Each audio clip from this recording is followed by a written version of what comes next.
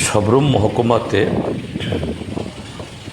বৈষ্ণবপুর এলাকাতে সেখানে একটা বেলি ব্রিজ ভারী গাড়ি চলাচল করার কারণে এটা প্রায় মাঝখান দিয়ে এটা ভেঙে রয়েছে।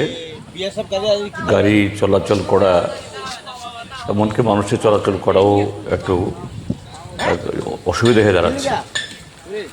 তো আমি আজকে সাবরুমের পিডব্লিউডি এক্সিকিউটিভ ইঞ্জিনিয়ারের সাথে আমি যোগাযোগ করেছি।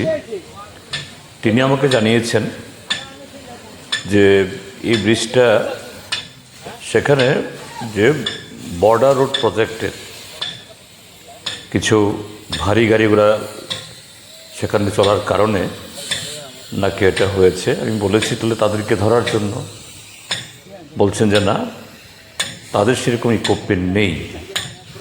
তো পিডব্লিউডি ডিপার্টমেন্টের তরফ থেকে উদ্যোগ নেওয়া হয়েছে সাবরুম মহকুমার অন্য একটা জায়গায় এরকম একটা বেলি ব্রিজ আছে যেগুলো কাজে লাগছে না, সেখানে আরসিসি ব্রিজ হয়ে গেছে। এটা আগামীকাল সেই ব্রিজটা খুলে এই বৈষ্ণবপুরে যে ব্রিজটা অকেজো হয়ে আছে বা ভেঙে পড়ে আছে তার মেরামত করা হবে। তো আমি বলেছি এটা সময় নষ্ট না করে, কারণ বর্ষার সময় যে কোনো সময়তেই রেশন এবং গাড়ি ঘোড়া ইত্যাদি বন্ধ হয়ে যেতে পারে। তার মধ্যে এই যে ব্রিজটা যদি খারাপ হয় এটা আরও বেশি সংকট তৈরি করবে। তো তিনি বলেছেন কালকে থেকেই সে কাজটা শুরু হবে। আশা করা যায় যে আগামী 5-6 দিনের মধ্যে এই ব্রিজটা মেরামত হয়ে যাবে।